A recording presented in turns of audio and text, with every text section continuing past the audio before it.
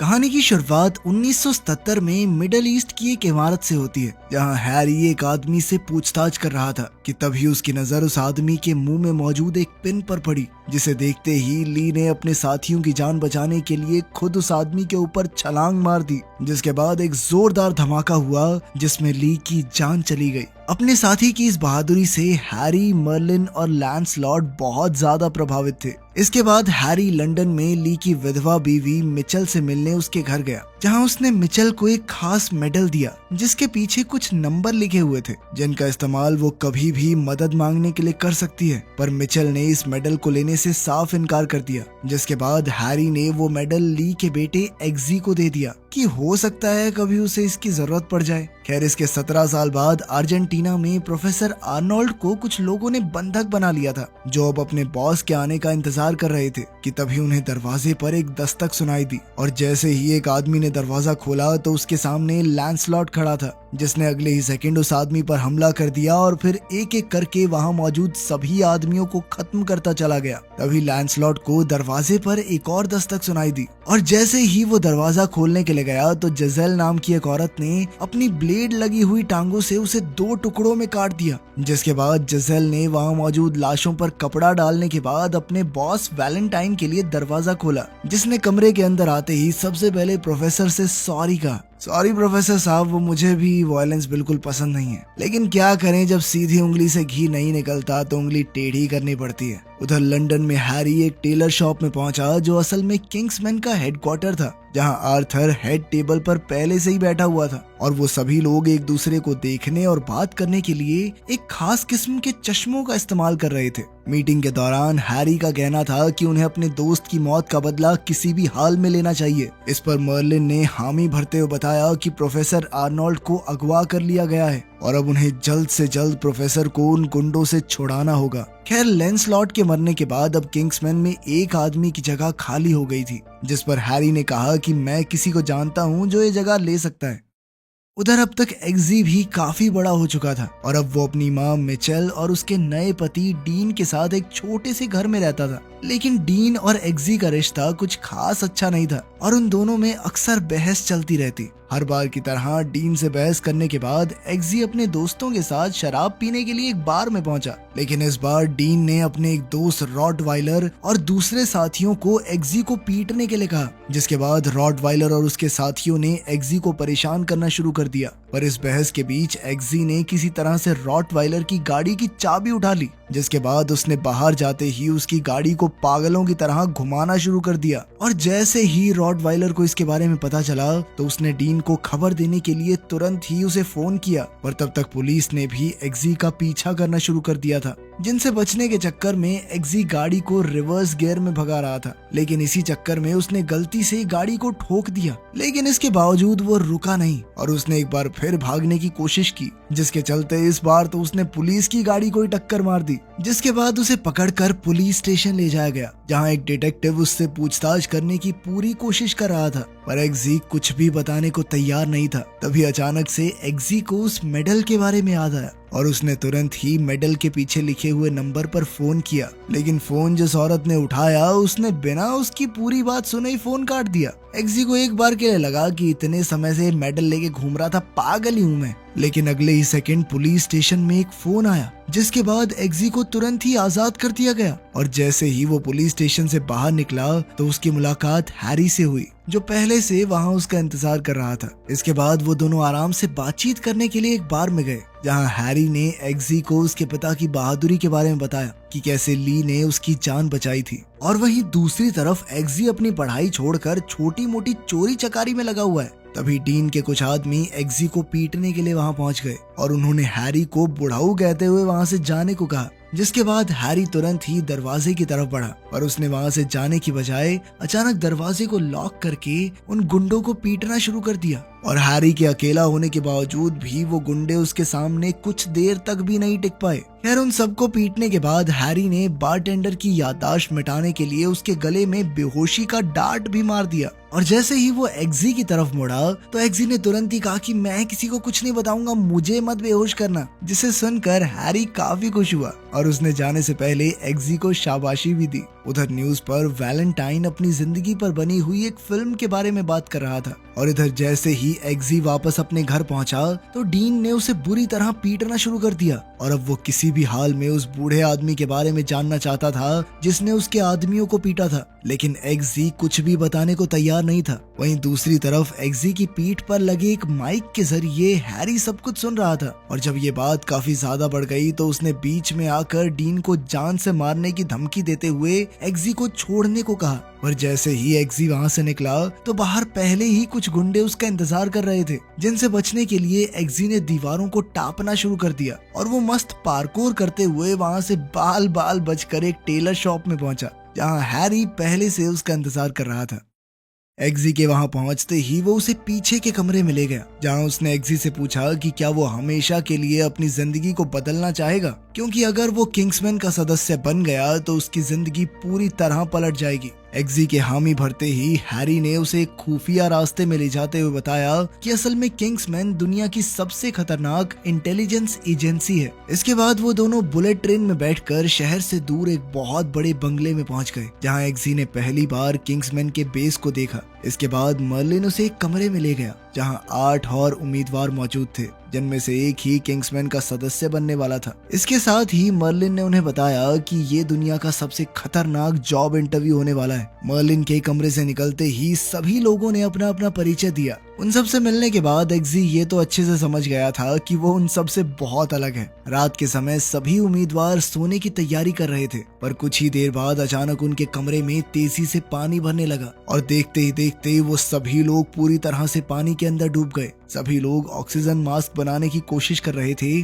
पर वहीं एग्जी का ध्यान एक शीशे पर गया और उसने तुरंत ही उसे तोड़ने की कोशिश की। वहीं उस शीशे के दूसरी तरफ मर्लिन खड़ा हुआ था और उसके वहां से हटते ही वो शीशा टूट गया। एग्जी को उसकी सूझबूझ के लिए शाबाशी देते हुए मर्लिन ने उन सभी को बताया कि वो लोग अपने पहले टेस्ट में फेल हो चुके हैं, क्योंकि उन्होंने अपने एक साथी को मरने के लिए पीछे छोड़ दिया। जिसके बाद सभी उम्मीदवार तुरंत ये समझ गए कि ये परीक्षा मजाक नहीं होने वाली। उधर प्रोफेसर आर्नोल्ड ने वापस अपने काम पर आना शुरू कर दिया था, जहां उनकी मुलाकात हैरी से हुई। हैरी जानता था कि जरूर प्रोफेसर आर्नोल्ड ने बहुत जरूरी जानकारी किडनैपर्स को दे दी है, इसी शर्त पर उसे आजाद किया गया होगा। लेकिन जब प्रोफेसर प्यार से कुछ भी बताने को तैयार नहीं हुआ तो हैरी ने उसका कान खींचना शुरू कर दिया। पर अगले ही सेकंड प्रोफेसर के सर में एक धमाका हुआ, जिसके बाद अचानक 2 आदमियों ने हैरी पर हमला करना शुरू कर दिया, जिनसे बचने के लिए वो खिड़की के रास्ते भागा। उधर वैलेंटाइन ये जानकर खुश था कि उसकी सिक्योरिटी उनके काम आई। उधर वैलेंटाइन को जैसे ही इस बारे में पता चला तो उसने तुरंत अपने आदमियों से कहा कि पता लगाओ कि आदमी कौन है, और साथ ही उसने अपने आदमियों से कहा कि उसके खुफिया काम को जल्द से जल्द पूरा करें।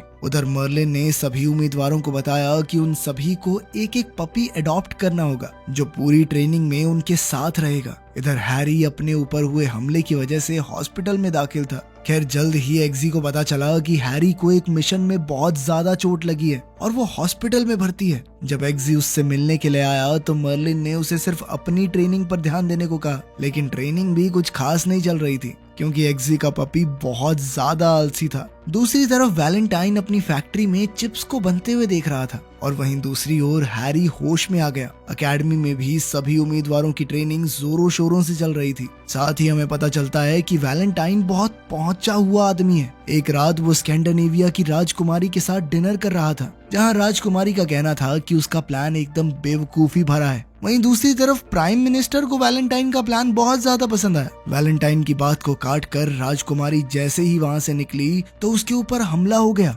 जिससे बचना उसके लिए नामुमकिन था। वहीं दूसरी तरफ प्राइम मिनिस्टर ने अपने कान के पास चिप डलवा ली, जिसके बाद वैलेंटाइन ने उसे प्रोजेक्ट का हिस्सा बनने के लिए मुबारकबाद दी। इधर हैरी अब पूरी तरह से ठीक हो गया था और उसने एग्जी को टॉप 6 में पहुंचने के लिए बधाई दी। तभी मर्लिन ने उन्हें एक वीडियो दिखाते हुए बताया कि असल में प्रोफेसर की मौत एक इम्प्लांटेड चिप से हुई थी जो वैलेंटाइन ने उसके कान के पास लगाई थी। और ये बात सुनते ही एग्जी ने उन दोनों को एक खबर के बारे में बताया जो उसने कुछ दिन पहले टीवी पर देखी थी। असल में वैलेंटाइन पूरी दुनिया में अपने सिम फ्री में बांट रहा था, जिनके अंदर फ्री इंटरनेट चलेगा। वैलेंटाइन का पता नहीं, हमें तो अंबानी ने बांटे थे। ये खबर सुनने के बाद अब हैरी एक बार वैलेंटाइन से मिलना चाहता था, जिसकी जिम्मेदारी मर्लिन को दी गई। खैर अगले अगले दिन टॉप 6 कंटेस्टेंट्स का एक काफी खतरनाक टेस्ट था, जिसमें उन सभी को आसमान से कूदकर एक पर्टिकुलर टारगेट पर लैंड होना था और ये सब कुछ उन्हें रेडार से बचते हुए करना होगा। इशारा मिलते ही वो सभी लोग बिना कुछ सोचे कूद गए, पर रॉक्सी एक बार के लिए घबरा गई, लेकिन इसके बावजूद उसने एग्जी को फॉलो करने का फैसला किया। आसमान के बीचों बीच मर्लिन ने उन्हें बताया कि उनमें से एक के बैग में पैराशूट है ही नहीं, और ये खबर मिलते ही एग्जी ने उन सभी को जोड़ियां बनाने को कहा, पर उनमें से कुछ लोगों ने जान की बाजी लगाने की बजाय टेस्ट में फेल होना बेहतर समझा और एक एक करके उन्होंने अपना पैराशूट खोलना शुरू कर दिया, जिसके बाद अब सिर्फ रॉक्सी और एग्जी ही बचे हुए थे। और जैसे ही उन्होंने रेडार डिटेक्शन को पार किया तो एग्जी ने रॉक्सी का पैराशूट खोल दिया, जिसके बाद वो दोनों सही सलामत टारगेट पर लैंड कर गए। टेस्ट के बाद मर्लिन ने एग्जी और रॉक्सी को पास तो कर दिया, पर एग्जी कहने लगा कि आखिर मेरे ही बैग में पैराशूट क्यों नहीं डाला, जिस पर मर्लिन ने कहा कि पैराशूट तो सबके बैग में था, ये सिर्फ उनके दिमाग को ट्रिक करने के लिए एक टेस्ट था। उस रात हैरी वैलेंटाइन के एक चैरिटी इवेंट में पहुंचा, जहां जाकर उसे पता चला कि हैरी ने इतनी बड़ी डोनेशन कर दी थी कि वैलेंटाइन ने पूरी पार्टी कैंसिल कर दी और वो उसे लेकर एक खास कमरे में पहुंचा, जिसके बाद जिसेल उन दोनों के लिए खाना लेकर आई, जिसे खाते हुए हैरी ने वैलेंटाइन से थोड़ी बातचीत की। लेकिन तभी अचानक वैलेंटाइन ने उससे पूछा कि तुमने जासूस मूवीज देखी है क्या, और इस सवाल के बाद वो दोनों ऐसे बात करने लगे मानो एक दूसरे की असलियत के बारे में जानते हों। हैरी को अलविदा कहने के बाद जब जिसेल ने वैलेंटाइन से पूछा कि तुमने इसे जाने क्यों दिया, तो वैलेंटाइन ने बताया कि मैंने इसकी ड्रिंक में एक माइक्रो नैनो चिप डाल दी थी। उधर हैरी को भी वैलेंटाइन के एक चर्च ग्रुप से जुड़े होने की खबर मिली। इधर वैलेंटाइन एक बार फिर से स्कैंडिनेवियन राजकुमारी से मिला, जो अब भी उसकी शर्तों को मानने से साफ इनकार कर रही थी। साथ ही वैलेंटाइन ने उस जगह पर कई और फेमस लोगों को भी कैद किया हुआ था। वहीं दूसरी ओर वैलेंटाइन के फ्री सिम्स के लिए दुकानों पर भीड़ लग गई थी। खैर उधर किंग्समैन के हेडक्वार्टर्स में मर्लिन ने तीनों उम्मीदवारों को उनके टारगेट्स की फोटो दी, जिनको हराने के बाद ही वो टेस्ट में पास हो पाएंगे। पर जैसे ही वो ये काम करने के लिए क्लब में पहुंचे तो अचानक एक ड्रिंक पीते ही तीनों बेहोश हो गए, और जब एग्जी की आंख खुली तो वो एक ट्रेन ट्रैक पर बंधा हुआ था, जहां एक आदमी उससे किंग्समैन के बारे में पूछ रहा था, पर एग्जी ने उसे कुछ भी बताने से इनकार कर दिया और तभी एक ट्रेन उसके ऊपर से गुजर गई। लेकिन इससे उसे कुछ भी नहीं हुआ। असल में यही उनका टेस्ट था जिसमें एग्जी पास हो गया था, पर वहीं चार्ली इस टेस्ट को पास नहीं कर पाया। उधर वैलेंटाइन का मेन प्रोजेक्ट भी टेस्टिंग स्टेज पर पहुंच गया था। एग्जी की कमाल की परफॉर्मेंस के बाद हैरी उसे एक टेलर शॉप में लेकर गया, क्योंकि वो एग्जी को एक बुलेट प्रूफ सूट गिफ्ट करना चाहता था। लेकिन वो उसे कमरा नंबर 3 में लेकर गया, जहां अलग अलग तरह के हथियार पड़े हुए थे। और जब वो लोग वहां से बाहर निकल रहे थे तो उनकी मुलाकात वैलेंटाइन से हुई, जो अपने लिए एक सूट सिलवाने वहां आया हुआ था। और हैरी से बात करने के बाद वो चुपचाप वहां से चला गया, पर इसी दौरान हैरी ने उसके शरीर पर एक बहुत छोटा सा माइक लगा दिया। इसके बाद एग्जी की मुलाकात आर्थर से हुई, जिसने उसे एक गन पकड़ाते हुए अपने पपी को गोली मारने को कहा, और उधर मर्लिन ने भी रॉक्सी को ऐसा ही करने को कहा। एग्जी ने उस कुत्ते पर बंदूक तो तानी, पर उसने गोली चलाने से इनकार करते हुए अपनी बंदूक आर्थर को पकड़ा दी, और तभी उन्हें रॉक्सी के कमरे से गोली की आवाज सुनाई दी, जिसके बाद आर्थर ने एग्जी को वापस अपने घर जाने को कहा, और इधर रॉक्सी को लैंसलॉट के नाम से भर्ती कर लिया गया। घर पहुंचने के बाद एग्जी किसी भी हाल में अपनी पुरानी जिंदगी में वापस नहीं जाना चाहता था, और तभी उसकी मुलाकात अपनी माँ से हुई, जिनकी आंख के पास एक चोट का निशान था, और अब एग्जी ये और नहीं झेलने वाला था, और इसीलिए वो डीन से सीधे तौर पर लड़ने पहुंचा। पर जैसे ही डीन ने अपने आदमियों को अंदर भेजा, तभी अचानक एग्जी की गाड़ी अपने आप चलकर हैरी के पास चली आई। हैरी ने एग्जी को ट्रिगर न दबाने के लिए काफी देर तक डांटा, लेकिन फिर बाद में बताया कि ये भी आखिरी टेस्ट था। इन सभी टेस्ट्स के दौरान जितने भी लोगों की जान गई थी वो असल में मरे नहीं थे, असल में वो सभी लोग जिंदा थे। तभी मर्लिन ने हैरी के साथ संपर्क करते हुए उसे वैलेंटाइन की बातें सुनाई, जहां वो किसी को बता रहा था कि अब उनके सिम पूरी दुनिया में फैल चुके हैं, और अगर उनके चर्च ट्रायल सही रहे तो वो लोग प्लान को लॉन्च कर देंगे। ये बात सुनते ही हैरी तुरंत उस चर्च ग्रुप को चेक करने निकल गया, जिसके बारे में उसे पता चला था। वहाँ पास्टर जोर जोर से चिल्लाकर अमेरिकी सरकार के लिए अपनी नफरत बयां कर रहा था, और तभी वैलेंटाइन ने 1000 फीट दूर बैठकर अपने सिम्स के जरिए प्रोग्राम लॉन्च कर दिया, जिसके तुरंत बाद एक औरत ने हैरी पर चिल्लाना शुरू कर दिया, और हैरी ने भी तुरंत उसे गोली मार दी। इसके बाद चर्च के अंदर एक युद्ध शुरू हो गया, जहां लोग हैरी को मारना चाह रहे थे, पर ये इतना आसान नहीं था, और हैरी एक जंगली जानवर की तरह सबको मार रहा था। मर्लिन चाहकर भी उसे रोक नहीं पाया, और वहीं वैलेंटाइन किसी भी हाल में हैरी को खत्म करना चाहता था। लेकिन इस सब के बावजूद भी हैरी उस चर्च से जिंदा बाहर निकलने वाला इकलौता इंसान बना। ये देखकर एग्जी और मर्लिन दोनों ही हैरान थे। जैसे ही हैरी चर्च से बाहर निकला तो उसका स्वागत वैलेंटाइन ने अपने 2 गनर्स के साथ किया, जहां उसने बताया कि असल में उसके सिम लोगों के अंदर गुस्सा ट्रिगर करते हैं, जिसके जरिए वो चारों तरफ तबाही मचा सकता है। इसके बाद वैलेंटाइन ने दोबारा से जासूसों वाली मूवीज के बारे में बात करना शुरू कर दिया कि कैसे जासूस आखिर में हमेशा जिंदा बच जाता है, लेकिन इस बार ऐसा नहीं होगा। और अगले ही सेकंड उसने हैरी को गोली मार दी। किसी को भी इस बात पर विश्वास नहीं हो रहा था। वहीं हेडक्वार्टर्स में मर्लिन और एग्जी दोनों हैरी की मौत से बहुत ज्यादा दुखी थे। एग्जी को अभी भी हैरी की आवाज सुनाई दे रही थी और इसीलिए वो आर्थर से मिलने के लिए पहुंचा। आर्थर ने उसे बताया कि उनके पास अब वैलेंटाइन का बयान आ चुका है, जिसकी मदद से अब पुलिस को पुख्ता सबूत मिल चुका है। यहाँ से आगे की कार्रवाई वो करेंगे। इसके बाद आर्थर ने एग्जी को एक ड्रिंक पीने के लिए बैठाया और इसी दौरान एग्जी की नजर आर्थर के गले पर पड़ी, जहाँ वही चिप इम्प्लांट वाला निशान मौजूद था। और ये देखते ही एग्जी ने आर्थर का ध्यान भटका दिया, जिसके बाद उन दोनों ने अपनी ड्रिंक पी। जैसे ही एग्जी ने अपना ग्लास खत्म किया तो आर्थर ने उसे बताया कि उसकी ड्रिंक में जहर मिला हुआ था। अब उसके पास सिर्फ 2 रास्ते थे, या तो वो वैलेंटाइन के प्रोजेक्ट का हिस्सा बन जाए या फिर भगवान के प्रोजेक्ट का। आर्थर के मुताबिक धरती अपने अंदर रह रहे वायरस को खत्म करना चाहती है, जो कोई और नहीं बल्कि इंसान ही थे। और वैलेंटाइन के मुताबिक अगर धरती को तबाह होने से कोई बचा सकता है तो वो होगा इंसानों का खात्मा। लेकिन उसका ये सारा भाषण सुनने के बाद भी एग्जी उसके साथ जुड़ने के लिए तैयार नहीं हुआ, जिसके बाद आर्थर ने जहर को एक्टिवेट कर दिया, जिसका असर एग्जी के ऊपर नहीं बल्कि आर्थर के ऊपर ही हुआ, क्योंकि एग्जी ने दोनों ड्रिंक्स को बदल दिया था। आर्थर के मरते ही एग्जी ने तुरंत उसके गले में लगी हुई चिप को निकाल लिया। उधर पूरी दुनिया के सिम एक्टिवेट होने में अब सिर्फ 6 घंटे बचे हुए थे। और जैसे ही मर्लिन को आर्थर के बारे में पता चला तो उसने इस मिशन को रॉक्सी और एग्जी के साथ ही करने का फैसला किया, जिसके बाद वो लोग एक प्राइवेट प्लेन में सवार हो गए, जहां मर्लिन ने उन्हें बताया कि उन्हें सबसे पहले वैलेंटाइन की एक सैटेलाइट को तबाह करना पड़ेगा, ताकि मर्लिन को मेन सिस्टम में घुसकर उसे बंद करने का समय मिल सके। सैटेलाइट को तबाह करने का काम रॉक्सी को दिया गया, जिसे एटमॉस्फेयर में पहुंचते ही सैटेलाइट पर हमला करना था। रॉक्सी को छोड़ने के बाद अब एग्जी को आर्थर के इनविटेशन का इस्तेमाल करना था। उधर वैलेंटाइन सभी को एक मोटिवेशनल स्पीच दे रहा था कि कैसे आज उन्हें मरने वाले लोगों का जश्न मनाना है। इधर एग्जी हैरी का दिया हुआ सूट पहनकर पूरी तरह तैयार था। सेफ हाउस के पास पहुंचते ही उन्हें लैंड करने की अनुमति मिल गई और तब तक एग्जी ने आने वाले खतरे को भी भांप लिया था। लैंड होने के बाद मर्लिन प्लेन को एक बेस में ले गया, जहां प्लेन से उतरने के बाद एग्जी ने आर्थर का इनविटेशन कार्ड दिखाया, जिसके बाद उन्हें मेन हॉल में ले जाया गया।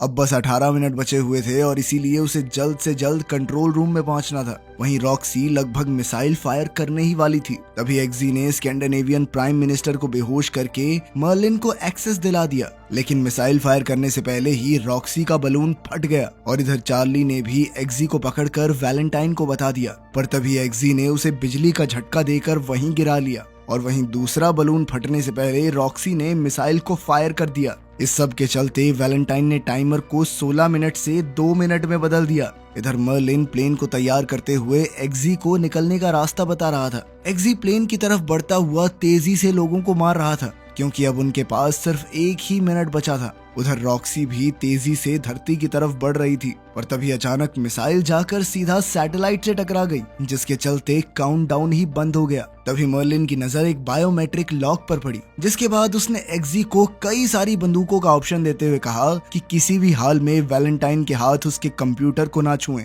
एग्जी ने तुरंत ही एक अम्ब्रेला गन उठाई और बाहर आते ही सभी सैनिकों को मारना शुरू कर दिया। उधर वैलेंटाइन अपनी दोस्त से सैटेलाइट का जुगाड़ करने में लगा हुआ था। इधर एग्जी बेचारा बहुत सारे लोगों से एक साथ लड़ रहा था। वहाँ इतने ज्यादा सोल्जर्स थे कि उन्होंने एक बार के लिए तो एग्जी को हर तरफ से घेर लिया। तभी एग्जी ने रॉक्सी से कहा कि अगर मैं आज ना बच सका तो मेरी माँ मिचेल को मेरे सौतेले बाप से बचा लेना। साथ ही उसने मर्लिन को सैनिकों की चिप्स एक्टिवेट करने को कहा और इसके कुछ ही सेकंड बाद अचानक सभी सैनिक और हॉल में मौजूद लोग अपने आप मरने लग गए। दरअसल मर्लिन ने वैलेंटाइन की चिप्स का ही इस्तेमाल करके उसके गार्ड्स को मार दिया था, पर वैलेंटाइन ने अपने अंदर कोई चिप नहीं डाली थी और उसका कहना था कि तुम कुछ भी कर लो, मुझे रोक नहीं पाओगे। और इतना कहते ही वैलेंटाइन ने अपने सिस्टम को एक्टिवेट कर दिया, जिसके बाद पूरी दुनिया में उसके सिम एक्टिवेट हो गए और लोगों ने एक दूसरे को पागलों की तरह मारना शुरू कर दिया। एक्जी ने तुरंत ही कंट्रोल रूम में जाकर फायर करना शुरू कर दिया, जिससे सिम एक्टिवेशन कुछ देर के लिए रुक गई और तभी एक्जी को खत्म करने के लिए जिजेल सामने आई। उन दोनों ने एक दूसरे पर बेरहमी से हमले करने शुरू कर दिए, जबकि वैलेंटाइन इस मौके का फायदा उठाकर दोबारा सिम एक्टिवेशन शुरू करने लगा, जिसके बाद दुनिया भर के मैदान लड़ाई के युद्ध में बदल गए। इस चीज का एहसास एक्जी को अच्छे से था और इसीलिए उसने इस लड़ाई को खत्म करने का फैसला किया, जिसके बाद उसने अपने खास जूतों के जरिए जिजेल के हाथ पर जहरीली चोट मार दी, जो उसे खत्म करने के लिए काफी थी। इसके बाद उसने जिसेल की ब्लेड वाली टांगों से वैलेंटाइन पर हमला करके दुनिया भर में हो रहे खून खराबे को रोक दिया। एक्जी के मिशन पूरा करने पर सभी लोग काफी खुश थे। सब कुछ ठीक करने के बाद जब एक्जी वापस अपने घर आया तो मिचेल डीन के साथ ही बैठी हुई थी और एक्जी ने अपनी माँ को बताया कि एक नई नौकरी के साथ साथ उसे नया घर भी मिला है और अब वो लोग वहाँ जाकर रहेंगे। पर डीन ने मिचेल को वहीं रोक दिया, जिसके बाद एक्जी ने बिल्कुल हैरी के अंदाज में दरवाजे के पास जाकर उसे लॉक कर दिया ताकि वो डीन को सबक सिखा सके। वीडियो पसंद आई तो लाइक कर देना, चैनल को सब्सक्राइब कर लेना। मिलते हैं अगली वीडियो में।